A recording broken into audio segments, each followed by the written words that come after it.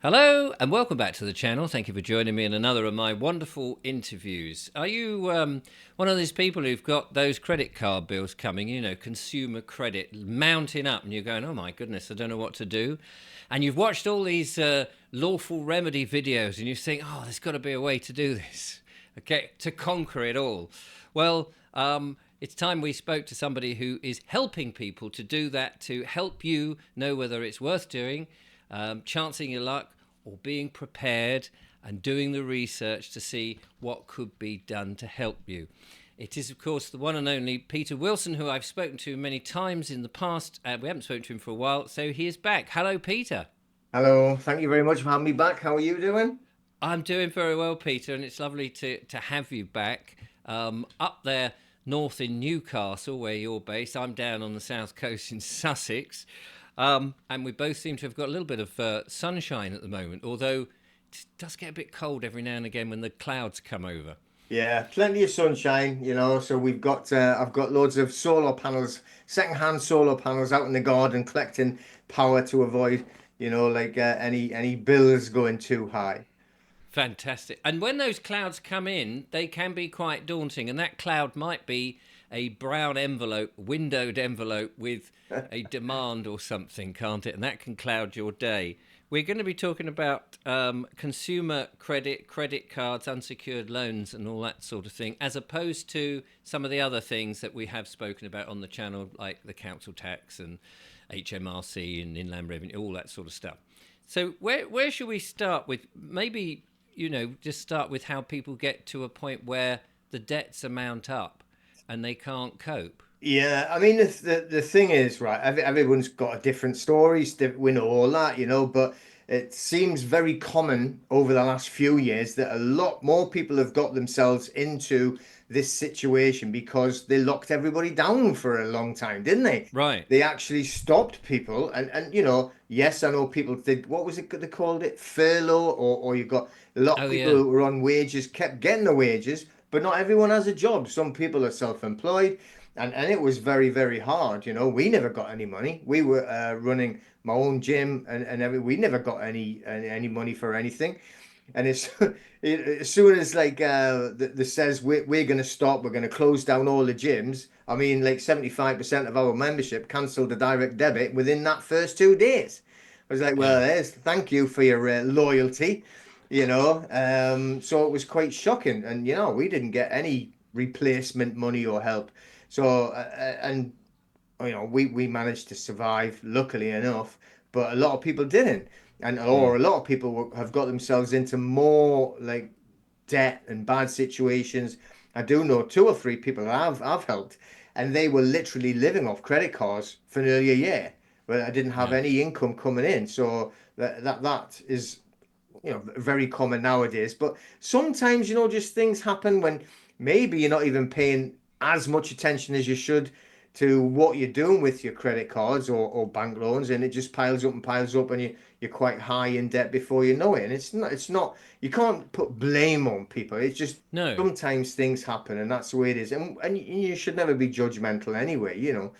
No, quite. I mean, people, the unexpected is always happening. The car, something goes wrong with the car, the exhaust drops off, and suddenly that's an unexpected bill. Or somebody dies and they haven't got a funeral plan, and you're trying to sort that out. There are so many different ways in which you need to be able to access cash, and of course they dangle it in front of you to Yeah. make out that it's very easy. And then there's the small print, which is not always easy to understand. Hmm. And before you Yeah. know it, That you, great big juicy carrot getting dangled in front of somebody. And the thing is, when like situations that you've just mentioned there, and it could be anything from maybe family member died, or like they say the car packs up and you feel desperate. And when you're in situations where you feel under pressure, you don't always think correctly anyway, or don't no, always think as normal or straightforward as you would. And you do things, or maybe even think, I can take a risk this one time, and it'll be fine. It'll work it out self out later. And then the next thing you know, you've gone over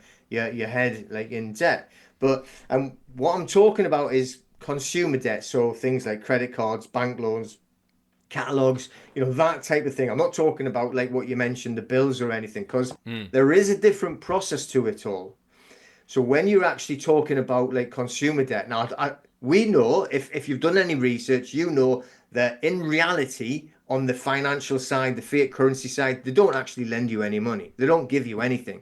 It's Right. literally your signature that creates the credit, and it's not a I don't know, like a conspiracy or anything like that, But if you go and look on the Bank of England website, they describe how they do it, the credit creation. It's very common. You can listen to Professor Richard Werner. He gives some great explanations, and he travels the world explaining how the finance world works, and that there's no such thing as the banks lending money. They deal purely in securities. They buy and sell security bonds, which is what you give them when you think it's an application for a loan. But Right. we're not telling people so like, oh no, you haven't lent any, so don't pay it back. I'm not telling anybody to do anything. All I'm bothered about is like the behavior and the actual pattern of the debt collection agents when they start doing their shenanigans, if we want to call them that. Yes. So, And I suppose, I mean, one of the reasons for doing this is that it is good to give people success stories to, because you see on YouTube lots of people being evicted from their houses or their cars being taken. You see all the drama, which is usually negative. What you don't see is people who have actually followed a process and won, because it's not really big news, but it is going on, and you're making wins, as we say, um, and that's encouraging for people. most definitely. And the thing is, just to keep in mind what we're doing as well, we have our group, it's a private group. We have weekly meetings and we go over all the processes, and which is like a knowledge share for that. And people follow the processes and then they report and they say, look, this has happened to me, or like, I'm in this situation. What's the next step? It seems a bit different, blah, blah, blah. And it's not a massive group, but it certainly is small enough to be able to help each other and each other Yeah. like to like get advice. And when they're learning and going through it, then they tell each other, do you know what? This happened to me. Yes. And now, like just last night, we were talking. We had our private meeting last night, and one of the guys I was talking to privately outside the meeting, he's just won his first CCJ against, I think it was Lowell Debt Collectors. So now he's got the judgment against Lowell. So what's happened is Lowell have then panicked and put in what we call an N244 to try and set aside the judgment. But because he's already put forward his form, I think an N239. Sorry for all these silly numbers and everything, but these court forms, it's already an enforcement process, so they can't stop it. All right. Now, the only thing now they've actually come back and said, okay, well, we'll start arguing then instead about what he asked for damages, which was, they said, quite high. So now I think it was over 5,000, just over 5,000.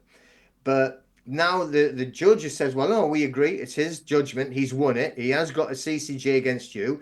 And now what he's getting now is kind of like intimidating letters from the actual debt collectors Lowell saying, here's, and might sound strange, but it is kind of like a threat. They've given him a check for the 5,000, right? Right. But he has to withdraw. Right. Yeah. Because they So don't want the damage against them they for don't their get a reputation, CCJ on etc. their record. Yeah. Okay. So So it's kind of bribery, isn't it? It is, but and it's like it also comes in on the letter. It's not, oh, have our lovely check. It's we filed an N244 to set it aside, and if we win, we are going to push for costs against you. So there's your check. But by the way, you can do one kind of. You know what I Yeah, mean? because I guess they're hoping to have that money back again. Because if he sets it aside, Well, then it was like the wording was, once you cash the check, it will be accepted that you've settled. Therefore, we don't get the CCJ. right. So but still, now he's adamant. He said, no, yeah, here's your check back. I want the CCJ. I mean, he Yeah. wants the CCJ against the debt collector more than the money. The money was just like, look, have a target. I mean, I'm, Yeah. I'm not saying he won't take the money. I bet he will in the end.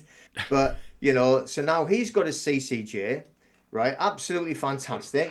And then the another woman who was actually, we shared the pictures on the meeting last night, and hers was 5,205 against the PRA group. And again, the PRA have actually said just an email saying like, just give us your bank details and we'll pay it immediately. You know, they do not like losing, but they want to try and clear it off as quickly as possible. Then they're going to request for them to actually get rid of the CCJ against their name. So she won 5,000 in damages, and that was like going in against distress, anxiety, and inconvenience for dealing with the situation. You can add on embarrassment as well if there have been any Right. effect to your credit rating.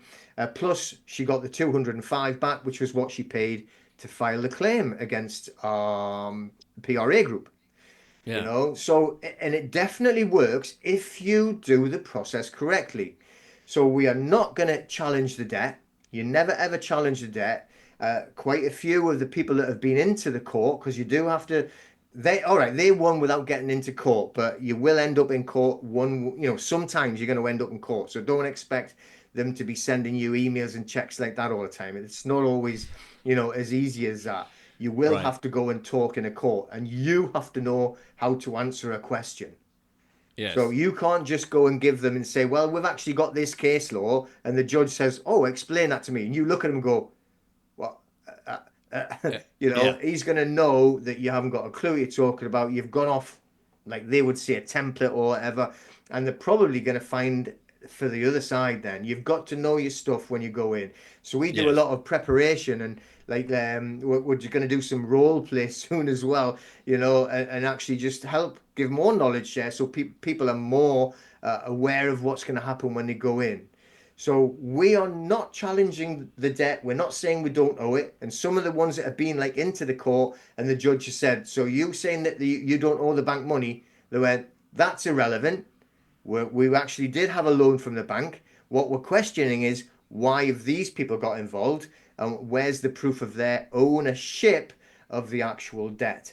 That's what we're Right. actually challenging. Yeah. So somebody's taken out the debt. It may have got too much. It's been passed on to the enforcement agents or the bailiffs, the debt collectors, and then they are using tactics which really has nothing to do with the original agreement between the lender and the loanee, if that's the correct term. But, but that's Whoever, it. That's yeah. it, though, yeah. Because we've all, well, not all of us, but we've all heard about it, and some of us have faced bailiffs at the door, banging, demanding, using intimidating language, threatening to clamp your vehicle or take things away, come in and take your goods, all this sort of stuff. And of course, there's a lot of people who would be very frightened by that and immediately cough up. They're paying the fee of the debt collectors, which is usually quite astronomical Yeah, for a that's knock on the true. door. And so that's where we're talking, and we know that there's been some cases fairly recently. I mean, I know with one which was associated with the council tax, some good case law in which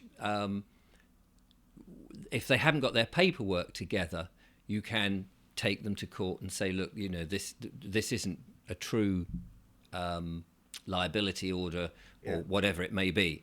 Well, this So is similar. right. This So is similar. let's find out about it then. So what kind of thing are we looking at when you've got the first letter from the bailiff or from the debt collector? Let's get the Yeah. terms right, because a bailiff is one who's by the court, isn't he? That's technically, but we often use the same terms. Yeah, yeah. So you've got that big bold thing in black that's suddenly makes you go, oh my god. So Exactly. take us from there. Well, let's just say the first thing that you're going to do is like you've got into a default. You're just not managing to keep up with the payments, whatever you Yeah, have. And what will happen is that they'll obviously send several letters, the bank themselves, and eventually they'll say, look, we're going to now assign this debt to whoever, a debt collector. So yeah, they'll have all various different ones that they use. But there's two versions of it. That's the thing you have to really watch out for. And the easiest way to find out which way it's gone is to send them what we call an SAR. Some people will call it a DSAR, but basically it's a subject access request or a data subject access request, whatever you want to call it. It's exactly the same thing. Now you can do this and you can all find this. It's all public knowledge. All right, and it's easily found, and you just go on the government website and look for GDPR, General Data Protection Regulations. Now, it's huge, yes, okay. So, but if you go and look at Article 15 specifically, it will explain to you that how you are allowed to ask any corporation, not just debt right collectors, but in this case, you can ask these debt collecting corporations for all the data that they are processing about you. So it tells you how to do it, and obviously you've got to write it out yourself and then send it off to the data protection officer is the best one to send it to inside the debt collecting company, and you're going to ask them for all the data, and that's where you're going to find out, are they saying they've bought the debt, or are they saying they're acting as an agent for the bank? So you need to know because there's two different paths to go. Right. So the first SDR is going to be the same. It's just dead easy. Don't try and judge it. Just ask them, and they're going to come back with the information. So let's And first and they look. have to come back, do they? They have to come back with that They information. are legally obligated under GDPR to give you all of the data that, and this is very, very important, that pertains to your data, that pertains to your situation, right? And this is what they try and muddy the waters, and they lie a little bit and they twist it, and they say, well, we don't have to give you that data, or that the subject of the data, because that document, because your details aren't on it. That's not what GDPR says at all. GDPR is very clear. Okay, so the debt collection must have, if they've alleged that they've purchased a debt, right? Debt in the UK is classed as property. It's an item of property. It's intangible property. You can't run and bang your head on your front door on it, right? But it's still classed as property. Therefore, there's only one way that it can be changed from one person to another person, a corporation to another corporation. You can call it selling it, you can call it assigning it, whatever it is. To transfer it must be done by a deed. No other way of Right. doing it. It comes under the Law of Property Act 1925, and it has to be done by a deed. Now, this is what the debt collectors will say. Well, the deed hasn't got your name and address on it. So, or it hasn't got your specific details on it. So, in other words, in English, what they're saying is, we've bought this debt, right? So we've got the debt in front of us, but we don't know whose it is because there's no name and address on it. So we're going to guess it's yours. In Right. reality, that's how stupid it is. Well, how do you know it's mine then if you Yeah. don't, it's crazy. And they come up with various different sort of like excuses. Oh, it's private. Oh, it's sensitive, and all of this stuff. They are under a legal obligation under UK GDPR Article 15. They have to give you not only things with your name and address on, but if it's actually something to do with your debt or your situation. So we have what's called a legitimate interest assessment, an LIA. You'll see them in the writing they call it. And also a DPIA, which is a data processing impact assessment. Now, both of them are kind of like a risk assessment for data processing. Like a risk assessment, like if you wouldn't send the guys up on the scaffold without their hats on, without you having done a risk assessment, and this is the same thing. Only they never do it because they don't think they should. They can't be bothered. It's expensive. It's more, and they're all about profit, so they don't Mm. do it. Now, under GDPR 15, it states all information that is about you, not just your name and address. They have to supply anything that is related to your situation. So if they have done the assessment like they should have, they have to give you that data, the DPIA or the LIA. And they also have to give you any deed of assignment, because that's the only way of proving that they own the debt. And this is the craziest thing is, it is the only document that specifically proves they had purchased the debt. And it's the only document that they point blank refuse to give you Right. because they haven't got one. Because they never buy it legally. All right. I'm not saying it's illegal, No. but what they do is they actually do a sleight of hand. They do what they do. They just buy block data, whole great big spreadsheet of names and addresses and what's actually owed, and that's what they buy. They buy data off the internet, off these websites, debt websites. We've seen them. An insider showed us them. We were looking at them. It's kind of like eBay for debt collectors. It Right. really is, Yeah. and It's they'll buy like incredible, a isn't it? 10 grand debt for about £200, Right. you Because know. they're making the assessment that they can then get that 10 grand, so they'll spend 250 quid, knowing in theory if everything works well and their intimidation practices work, they'll get that poor sap to cough up the 10 grand. Exactly. And your intimidation tactics, you just said it. And what you said before about you getting the letter come through the letterbox, it's generally in big, bold, and black, sometimes red. And it's like, oh, it's all psychological tricks, to Yeah. make you panic. And then, and I tell you what, now is even worse. I don't know if it's since, got locked down or what, but the amount of text that they send out to people is insane. They're talking about like 4 and 5 texts every day, telling them that they're going to have to pay this debt back. Yeah, so if you're ever going to have to get a loan out, all right, you find out somebody that you don't like and give them their Give them mobile number. their I'm number. Yeah, joking. I'm quite. joking. Don't do that. But like, yeah, don't put your number down because it's ridiculous the amount of times Yeah. that they actually text you nowadays.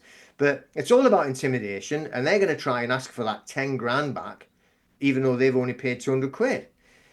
And, loads of people always come up and say, oh, it's fantastic. They've given me 60% discount. Well, it is good, right? I'm not saying it isn't, but now they're just saying they want 4 grand for £200 that they've actually invested. Yes. They're still kind of making some good profit margins there. So, but back to the process.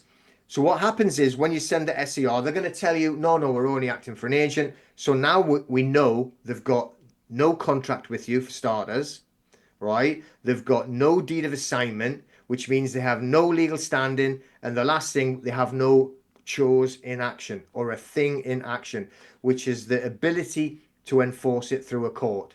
So if they haven't got that, a lot of people wouldn't even bother speaking to them again, but I would just send them a cease and desist notice. You've got no legal standing, no actual business with me. Go away and leave me alone. So if we go on the other side, they've said, well, we've got a notice of assignment, or we've sent you a notice of assignment. It's been assigned to us. We are now the legal owners of this debt. So that's when you kick in and say, right, okay, now we're going to send you the second SER, the follow up part. Again, you can see how to do it on the websites, GDPR websites. Go on there. In fact, you could, I'm not saying it would be the best in the world. Go on to AI, go on to GPT, whatever it's called, and say, create me a subject access request for blah, blah, debt collector, saying I owe blah, blah, blah. And it'll give you something that'll be passable, you know? Right. Right. Um, They must hate that. well, it's getting slightly annoying for them now, I think. These debt collectors, what a shame. But Mm. the thing You is feel that sorry for them. I Get the know violin out. exactly, bleeding heart. Um, Which is probably why they're accelerating it, because they know perhaps more people are chasing it up, and so they're really just trying to find the low hanging fruit to uh, make as much as they can. exactly, and it is they try and scare the low hanging fruit, and they're still fair enough. We talk so because we're surrounded by people who want to learn more about the rights, so we know a lot of people who do that. But the Yeah. vast majority go and pay, or Yes. arrange a payment plan, to try and keep them all at bay. So they're still in a very good profitable position. And if Yeah. you see, right, maybe not so much on this consumer debt, but we know you mentioned it, the council tax debt. So there are a group of debt collectors in there who are recording record profits for the actual uh, troubles that the nation are in because of all the hardship they're getting put through. Mm. What a noble cause to actually chase. Oh, and I'm sure they're putting those profits to very charitable, good uses, Exactly. Yeah. like golf course membership for Yeah. the directors and Exactly. new The yachts. Caribbean cruises and stuff like that. Exactly. Yeah. Yeah. But Bless them. Bless the them. first thing that we're seeing on the first SER, they're going to tell you they purchased it or not, but they're never going to give you what you ask for, right? Which is that Right. legally executed deed of assignment. Okay, so you have to ask for the legally executed deed of assignment because then they're going to know why they're asking for that. They'll know now because they keep talking about me. They actually say things about me now, these debt collectors, when they send it back to our members. And what they're getting quite paid off, right? That so many people are fighting back, and it's still Yes. like percentage wise, it's tiny, but they don't like it. But when you look for a legally executed deed of assignment, it has to be done not via the Law of Property Act 1925, but by the Law of Property Miscellaneous Provisions Act 1989, which explains very clearly what a legally executed deed is. So the bank has to actually, or let's just say the bank manager for, you know who I mean. They are Right. going to sign the actual deed to execute it. So once they've executed it in front of an independent witness, the independent witness then has to sign it as a witness that it's been signed. Then what they do is they have to make sure that they deliver or service, give it to the actual debt collector. That's how it should happen. Now, um, last year, was it last year or the year before? I can't remember what it was. Like a colleague of mine, Stephen, was doing a video there, and he did research. He runs like a debt management type, a debt solution type thing where they help people that have just in over their heads in debt. They worked out there was over 1 million CCJs that were issued last year or the year before, whatever calendar year, by the court. 1 million. Bloody hell. So can you imagine the director of Barclays Bank sitting in his office with an independent witness, call it a secretary, I mean, right? it's a full-time Signing. job, isn't it? Yeah, I Can mean, you? Yeah. you would have to clone yourself 100 times and be sitting Yeah. there 24/7 just to sign all of these deeds of assignment to send off. It's an impossibility. He must have got repetitive strain injury then on his wrist, wouldn't he? Exactly. It's like, I thought I'd stopped writing lines when I left school. This is horrendous. Exactly. But so it's a physical impossibility. It literally is a business model that's being created that can shortcuts and wiggle it through so they have maximum profit and as much downtime, less downtime, and that's all it is. Yeah. So we are just like taking target, right? We're not taking advantage. We're literally taking or targeting their flaws because they actually do not do the whole thing correctly. They can't do it with block data that they buy. Right. Yeah. So I mean, in the same way that the council can't cope with enough people who don't pay the council tax, and then they say, "Well, we're going to take you to court," and then they have their fake courts and they do the whole block thing, because if you've got 5,000 people trying to go into court on the same day, it would never happen. all at 10 o'clock in the morning. All at 10 o'clock in the morning, all wanting to defend their case and give reasons why they couldn't pay. Auntie Martha collapsed and we had this problem and that problem and whatever. They just can't do it. And I suppose we don't think of that logic, which is why it's very important what you just said. The bank manager cannot physically sign those things. No. And there isn't, a back office with lots of bank managers sitting there all day long steaming I've only got another 22,546 to sign, and then we can go home. Yeah, it is as crazy as that, though. But Yeah. without that deed, they cannot prove the ownership. Right. And that's why they argue so much when you say, "Well, show me the deed then to show that you are the Yeah. legal owner," and they come up with all the most ridiculous reasons why you're not allowed to see the legally executed deed of assignment. And it's the only if they gave it to you, you'd have to shut up and pay. So Yes. why not give it? Yeah. You'll beat me straight away. Oh, I've lost. All right, yeah, let's pay this debt then. But they don't because they know they haven't done it. So what you should be concentrating on, like I've said, you're not going to challenge the debt. You're not going to say, "Oh, well, I signed something that created a promissory note that went off and was transferred and was in a trust. Yeah. You never gave me no money," because you're going to lose, right? Right. But if you say, "Well, I'm only concentrating on my data. What are you doing with my data?"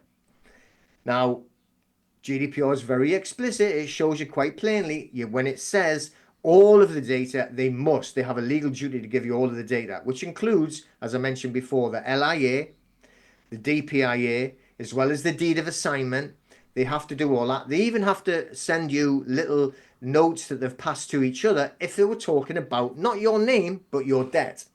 Right. Okay? Gosh. So Okay. any internal communications, they should be giving you it. Any email. So it's a lot of work for them if they were to do it properly. 100%. It's tons of work. Now, we They don't know want to that do they're that. supposed to do this because, let's go back to Nigel Farage 2-3 years ago right? They kicked him out of his Coots bank account because Oh apparently, yeah. they didn't like him anymore, whatever.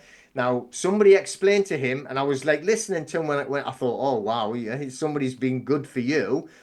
He was saying, somebody told me to send an SER. He said, I didn't even know what it meant. This guy's been in banking for years, by the way, Yes. right? So he sent the SER to the bank and he got all his data. Now, obviously, I know he's got more clout than we have, right? Yes. But they did send him even the internal emails when they were calling him a racist. Gosh. So he hammered them, Yeah. right? Yeah. Now Yeah. it's like, you know what I mean? Now, I'm not saying they're going to do the same to you because, we are not major politicians, all right? The But that's what they should do, and they are legally obligated. So all we're going to do is we're going to highlight their breaches of the data. Yeah. I mean, you got to look at many other things as well, because a lot of people are actually now paying debts that are statute barred and they didn't know, right? Right. It's a lot of people panic and they just, oh, quick, I'll start paying. Now, in England, Wales, it's if you haven't paid towards it in 6 years, then it's statute barred. It doesn't mean that the debt disappears, but they can't enforce it, so it may as well disappear. You're not going to pay it. Yeah. You Yeah. can't take it to court. And in Scotland, it's 5 years.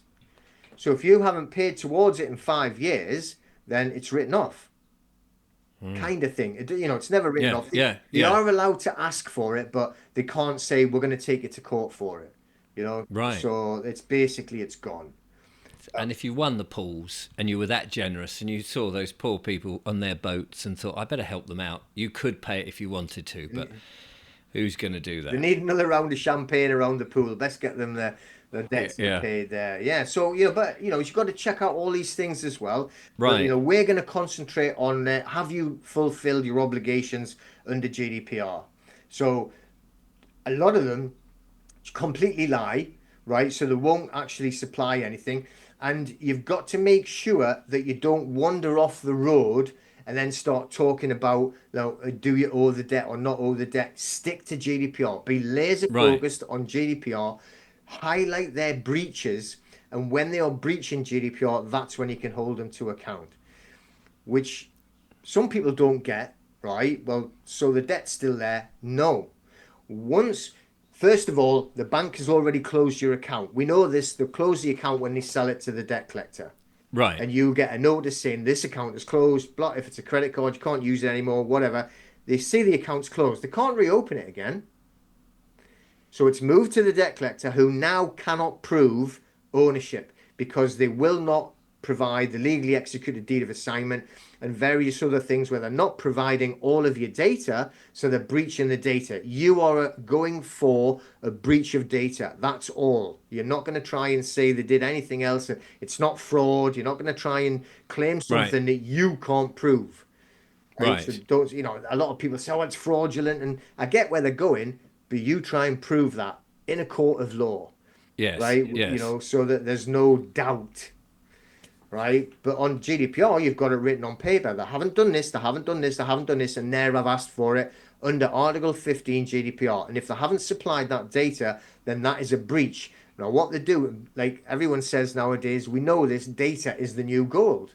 Information is the new gold, but your data is worth millions, right? Which is why all the supermarkets film what you're buying in the shops now. Yes. Yeah. There's no secrecy, there's no privacy. All right, that's a different story. We've got another SCR to go and attack them, and we're getting people actually walking in and getting compensation off the supermarkets and the shops as well now. Wow. Well, Yeah, that's oh, it's yeah. hilarious. Blimey. It's hilarious. Well, it's not hilarious for the shopkeepers, but that's their problem. Yes. Shopkeepers, no such thing nowadays, is there? The cameras that you're actually trying to do all the self-scanning for. But yeah, so the if we show them laser focus on that they're actually breaching the data, then we're putting the paperwork in and we file into the court. Right, we do take them to court. We're not like making threats. This is not a three-letter process. It's not a conditional acceptance. We're going to do an SCR, ask for the information, find out what type of debt collector they are. We know already, but we need them to confirm it. Yeah. Then we're going to send them a second warning saying we need all of our data. You give them 30 days on the first time. After you've given them 30 days, the second one just has to be 14 days. You prepare them. Generally, they don't reply after the first one. Then we send them the next, it's not really an SCR, it's a letter before claim, telling them, you still haven't given us our data. We've asked twice now. This is the list of the data that we requested. These are the articles under GDPR, right, that we've actually been asking for. The top one being Article 15, where you're allowed, and it explains in the government websites how to do it all. It's not a secret, right? And you haven't done it. So we are going to, first of all, we're going to report you to the ICO, the Information Commissioner's Office, but you don't do it straight away, right? Because they actually work for the debt collector. So you wait till after where you can open up a complaint. Send them to court first, okay? But you do actually tell them you are going to go to the ICO, and also, if it's the correct type of debt, to the Financial Conduct Authority as well. Because once they find out that they're actually breaching the data and you can prove it on paper to the FCA, then you can get them involved and they can actually get some serious fines as well, which is all good. It may not Mm. come to you, but we want them getting into trouble for breaching and breaking all of these. It's their rules, is the thing, and they're breaking their own rules to make man and woman suffer. Yeah, no, and absolutely. And the more of them that do get these CCJs against them, it might, it'd be lovely to see all these debt collectors disappear. It is, but look at that Lowell now, though. Like sending letters to the guy in our group, like give him a check, cash the 5,000, and we'll actually get this CCJ removed. So that CCJ, to their mind, 5,000 is probably like an inexpensive way of getting rid of the CCJ. They don't want the CCJ on the record, Yeah, yeah. you know. It's a real turnaround, isn't it? Yeah, and luckily, like the guy, he doesn't want me to mention his name, but like, he's I don't want he wants the money, but he wants the CCJ more. So Yes. he's still gonna push it through. And even though they're applying to get it removed, he'll get the enforcement before the removal. It's these CPR rules, the civil procedure rules, they're very funny. So if you actually win the CCJ, as soon as you get it, you need to apply for the enforcement immediately. As soon as you've applied for the enforcement, there's a shorter waiting list to get the enforcement than there is to get the N244 set aside. It's just a Right. waiting list, and and if you speak to the right people in the Northampton Business Centre, they'll give you Oh, all yeah. the information. Some of them hate the debt collectors just as much as we do, Oh, that work wow. in the office. Gosh. It's incredible. That is that's an enlightening thought. Yeah. Um, So we- get the enforcement done before, and they've told us, get the enforcement, put it in straight away. You'll get it before they can actually get on the waiting list for the N244. As soon as the enforcement, the N239, is being clarified, right, accepted, it's too late to do the N244 for them to set aside the CCG anyway, and you've won it and you've got it. And they know that. That's why they're trying to get the guy to accept the check. can I ask you when you get the knock on the door and the guy comes up? It's been put to me that you could ask them if they are employed by the debt collector as on PAYE or whether they're working as a self-employed individual on as an agent of, and that if they've got on their mobile phone your data, you can ask them, well, where did you get that from? Because that's a breach of your personal data if they are independent and not actually an employee of the debt collector. Is that true? Well, that's a third party infringement because let's just say, like, I mean, you'll not get these debt collectors knocking on your door. They do, but it's the same thing. A lot of them will get another debt collector called Resolve Call who will knock on the door. That is another third party breach because they've given them your data again. Now, they should have done to give them, and this is where it goes back to where's the regulations, just to give it to that resolve call, the third one that will knock on the door, they should have done another LIA and DPIA to actually pass that data on. Because anything to do with finance, so debt is financial, is classed as a high risk data subject. So because it's high risk, they have to do an assessment before they give it to anyone, and they won't have done a legitimate interest assessment or a data a protection impact assessment. They wouldn't have done one before they passed it on to a third party who knocked on the door. So yeah, that's 100% correct. So, you know, you need all the details you can get off them. They'll soon be running away from you if you start asking for them details because you've breached data. A lot of them don't even understand what data is, what a data protection officer is, what GDPR is, or DPA 2018. They haven't got a clue. They're Mm. like, you know, come on, mate, I'm just knocking on your door for some cash. What are you talking about? It's Yeah. like, you know, but it's unfortunately it's true. It's, you know, they haven't got the training. They haven't actually been through any kind of legal training or data training, GDPR, and they should. They all should. But you know, they never ever do because then it's more money and they're only interested in the profit margins. You see, these Mm. debt collectors, which is why they've chosen that type of business. And I suppose that if they've had numerous successes with just turning up, with a thuggish attitude, and people have just coughed up, they think, well, this is normal for them. And then some awkward bugger comes to the door and asks them, where did you get the data from, and can I see all these documents? And it's like, what? That's what confuses them. Yeah, exactly. You know, I mean, And you've got to stand your ground, because that's the other thing, is standing the ground. Because if you're not 100% sure, and they start coming out with a different argument, and you go, oh well, maybe they know, and then you start to crumble. You let them in, you pay them off, and then you find out, oh no, I could have just said, yeah. this, and this. The most important thing you should make sure you never do is you never ever allow them in your house. It doesn't matter even if they've got like, you know, well, say I've got a warrant, I've got this, they still need to get permission to come in. You just don't let them in. You never ever let them in your house. Yeah. Ever. But especially if you're talking about this type of debt that I'm saying, if you've got somebody like Resolve Call knocking on your door, you know, you never entertain them. You know, I'm not saying shout through the window. If you want to go out and see them, yeah, do it. Don't be scared of them. Face them, you know, and listen to the rubbish that they're going to tell you. But you make sure you've got the knowledge to actually start passing it back to them when you're talking about, like, you know, your GDPR. We've asked you under Article 15 for all the data. We know you've actually breached it. And like you've just said, well, are you a third party? Are you work? If it's a resolve call, you know for a fact they've been passed the data by another third party, so that's a breach. Start asking for the name and address. See how fast they stand.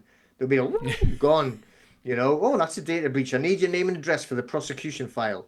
You see how fast that they're off, you Yes, know, down the absolutely. street. But you know, the thing is, once a lot of people that have started on this process, and I must say it's from TikTok, right? They'll watch a 1 or 2 minute video and then they run off and think that's a great idea. We're not doing a 1 minute video to teach you how to actually get into court. We're saying it's to actually entice you to go and start researching so you know what to do, not to just go charge off and say, right, let's get them into court. You know? Yes. So you've Yes. got to make sure you get the education because we want you to put the N1, which is the filing, to put them into court, and we want you to take them to court for that breach. And that's the only way that you're actually going to start to have a turnaround and an effect on them if you actually start putting them into court every other day. Yeah, and I mean that's the key thing when all of these sort of lawful legal conversations is people often get very excited very quickly and think, oh, I don't have to pay for this or I don't have to do this, and that's not a very honourable approach. And also, if you're unable to understand it yourself, you really shouldn't be tackling it. And one of the things, I suppose, if you get nervous halfway through the process and you think, oh, I don't know about this, it's always a good idea to have the money on the side in a separate account, or portioned off wherever. So if you do want to have to, if you do feel, oh, this is too much, I feel too pressured, you've always got the option to pay it. Not suggesting that that's necessarily the right thing, or not the right thing, whichever way. But if you've got your reserves, then if you're that threatened and you think your big merc is about to be taken away or whatever, you can kind of, well, I'll just give it the 500 quid. Because some people may get so far and then just find it, or their wives or partners don't like the intimidation. And I've heard that a lot, where, Yeah. we get so far and then my missus is saying to me, I don't want the aggro. So you've always got to, deal with that side of things as well. I mean, when you're talking about like we mentioned it before, like what do you call it, like council tax or any of your utility bills, 100%. I think if you want to do that, you need to put that aside and say, well, that's my emergency pot. If it gets over my head, I can't do it, or I get too much grief, my wife's going to kick me out, whatever. Then, Yeah. all right, don't worry, there it is there. So definitely keep it as an emergency, it's not as bad as that when you're talking about the consumer debt, because they're not going to turn up and say, right, I want that 10 grand now. They might shout about it, but what they want, and a lot, they get letters every single day, and they say, well, look, make a payment arrangement. So if it really got so seriously bad, and I do actually have another system that will use that you can go and you can end up paying £1 a month. Right. Literally, and Right. we've got like people who've had, and we can show the proof of it as well. Literally, like the highest one ever, which wasn't mine, that was Stephen who did it, and it was like 102,000 paying £1 a month. Yeah. Which is insane. You know, No, Uh, and again, if you can get that to work, then you can relax, can't you? Well, exactly that. You see, and that's what I always tell everyone. Look, everybody's different. So what's successful to one isn't successful to another. And if the pressure, or the success rate is like they don't ring me anymore, right? Mm. I sit at home and I'm relaxed. That's pleasurable. So, and I know a lot of people that have said, look, look, just get it there. It's going to be one, two, three, £4 a month, but they never bother you ever again. They're not going to be knocking on the door. They're not going to be getting these letters coming through. You're not going to have sleepless nights. And they've thought it was amazing. And it's just relaxed their life. Yeah. So, and that's a big difference. Everybody's different. Not everyone wants to go into court. So if you don't want to go down that route, we do have another way where you can do it and just say, look, and there's ways of doing it. Again, you've got to make sure you say the right things, because they're always going to try and trick you, Yes. right? That you're trying to get them to accept very low amounts, or it's not worth the effort to you. I mean, Yeah. and there is ways of doing it. We know once they've actually had 6 or 7 months of, like, paying £1 a month, and you owe 10 grand, right? And then you go, tell you what, we'll make you an offer now, a lump sum instead of the 10. We can't afford that. Are you really wanting to pay like £1 a month for 100 odd years, or shall you take like 4,000 instead? And a lot of them have done it. Yeah. I'm not saying, I'm not here to like argue and say like, you should pay, you shouldn't pay. Everyone's different, and Yes. everyone's got a different pain threshold, or a different, like, like, well, I can't stand the heat, and and there is a way of getting yourself like out of debt. You get rid of all of the stress, and and And that's a good and the way of doing stress is the thing that really gets to people, doesn't it? It eats you up. You sleepless nights. You can't eat. You get ill. You can't go away. You're worried about who's going to come to the door. All of that. I mean, all that fear does eat a lot of people. I mean, some people are very strong and just tell people to piss off, but many people do find the stress too much, or their partners, as we've said. And so having these different remedies to basically just have a nice life at the end of the day exactly. without Yeah. intimidation is worth it. Tell us then about the private membership, and the things that you do, and can any of the viewers watching, can they get involved and join up? Yeah, oh, most definitely. So it's called Checkmate the Matrix. Now the private group itself, it's really sort of like developed around a website called school.com. Now it's good because it's got like a community side, I think is the best way of describing it, or I think that's what they call it. But it's a bit like social media where you can put posts up, ask questions, chat with each other, but it's all in a private group. So, Right. you still can put posts up, you can still ask questions. If you've got an issue, say, oh, I thought I was wanting to fight this debt collector. He said this. Now, what do you say? You can put posts up like that, and you can help each other and answer questions. And that again for confidence, isn't it? For when you're writing a letter, can somebody have a look at this and tell me if I've got that right, or have I got the right form for this? There you go. That's it's so useful. And of course, we may all have a friend who has a bit of knowledge, but you don't want to overwhelm that one individual all the time. I've just had this. What do I do? What do I do? Exactly. You wonder why no one wants to speak to you anymore. It's like, Yeah. yeah, well, you won't stop bugging them. But yeah, you can go in and, and you put posts up, ask questions, or if you've got the information and someone's asking, sharing, it's really good. And they have Absolutely. what they call classrooms. So you can go off into the classrooms, and in the classrooms is what we call like a knowledge share or a course, whatever you want to describe it as. And it's got all the systems and all the processes on what to do. So if you wanted to do the debt collectors on the consumer debt, the unsecured debt, you can do that. We do have a different process for council tax, but we don't fight the council tax. We ignore the council tax. We're not trying to say where's my obligation or like I haven't got a contract or any of that stuff. We don't. Again, what we're doing is we attack the actual data and GDPR when the actual debt collectors get involved. So it's a completely different process to what many people are used to doing. Right. Again, there's a classroom for that. And there's many different things. There's even a self-defense classroom you can go in. We've got the self-defense courses, physical self-defense. But then we've got exactly all the Hong Kong Fooey stuff and all that, and many different classrooms on there. So it's really, really good. Get all the resources on there. All of the paperwork that we've got has all been designed specifically to suit these knowledge shares and these courses. So, say for instance, excuse me, the one was talking about the consumer debt. It isn't just using GDPR, we've actually mixed it in with equity as well. So Right. it's Okay. very, very specific. You'll not really see that kind of SER or DSOR, whatever you want to call it, anywhere else because you have to know all about equity first before you actually start delving into it. So it's all designed in that way, but we do back up as well. So people say, well, what does that mean on equity then? And we explain why you can use it, what it really means. When equity, what is equity? Well, it's justice. That's we know we've got two sets of laws in the country. We've got the common law, all right, or statute, whatever you want to call it, and we have equity. It's a superior level of law. So once you actually learn how to use that and you mix it in with the statute like GDPR, it becomes extremely effective. What it means is you can use equity when the debt collectors start telling these little, maybe not lies, but they're like slidey little untruths, Right. but it's called an unconscionable act. And in equity, they will not allow anyone to act in an unconscionable manner.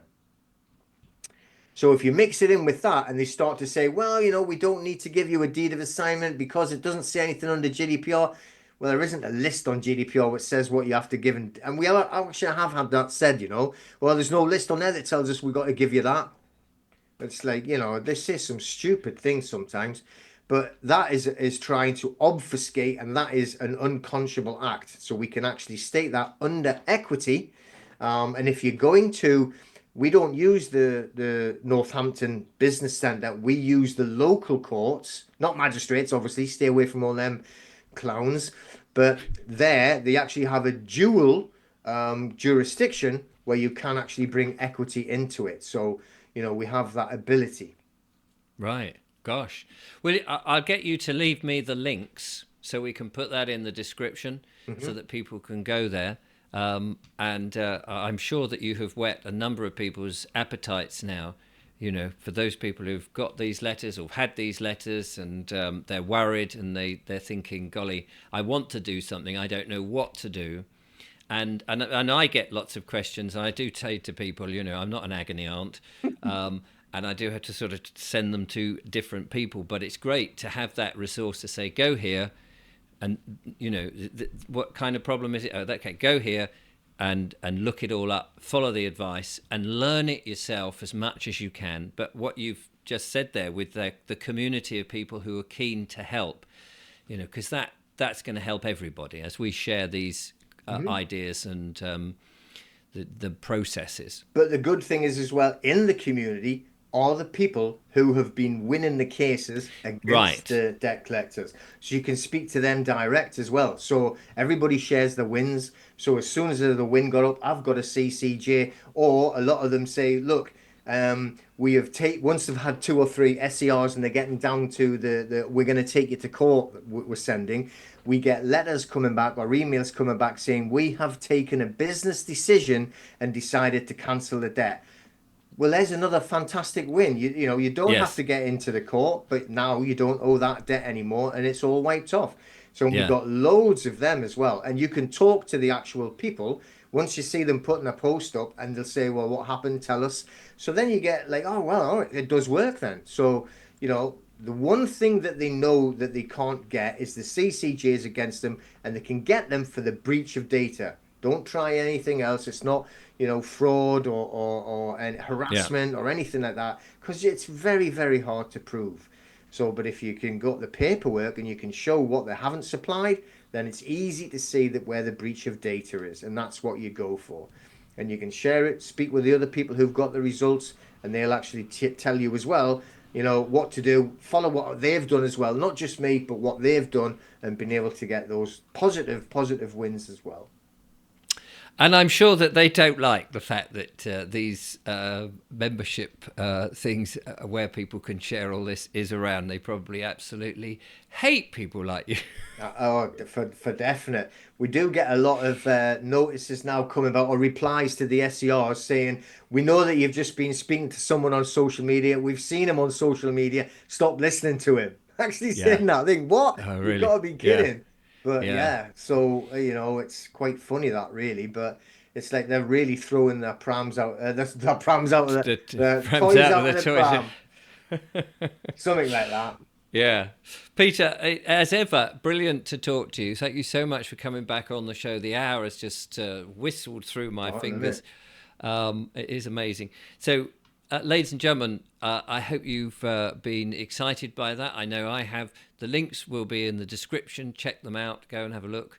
I thank you, Peter, for coming on and explaining that. It's all about sort of giving people remedies, solutions, and a stress-free life, which is what we all want, isn't it? Yeah, most So definitely. But it's been great. Thank you very much for letting me come back on and having a good chat. it's a pleasure, and I must get up to Newcastle sometime and have a beer with you, and we can talk all those Definitely. Look, all those form numbers, oh yeah, I know. all the It's acronyms. confusing, but we do have the education lists in there where you can read them and then show you where to go on the government websites to read about them and find out how to use them as well. Yeah, But you brilliant. should come up to our event, next year, right? Not until this time next year. We just had it like in February. It was fantastic. Checkmate the Matrix live. So we'll have to have a chat about that. See if we can Yeah, entice you to come up. absolutely. We'll have It a would be nice fun. pint of IPA down the quayside. Absolutely fantastic. Something hoppy is always good. Peter Wilson, thank you so much. There you are, ladies and gentlemen. Do check it all out. I'll be back with more interviews and, of course, monologues. Until next time, from Peter and I, bye bye.